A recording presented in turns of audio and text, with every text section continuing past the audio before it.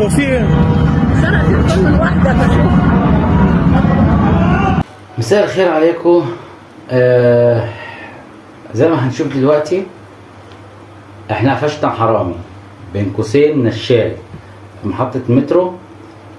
اللي استفز الناس كلها في محطة المترو دي انه بيحاول يسرق ست كبيرة في السن غلبانة، وبيسرق تليفون بكشاف يمكن صغير كده زراير. تليفون واضح ان الست غلبانة جدا، واضح ان هو عيل ما عندوش دم ما عندوش نخوة.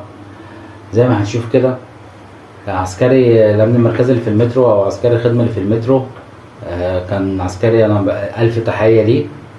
اتعامل لغاية ما بتوع المباحث جم والشرطة جت وقبضوا عليه.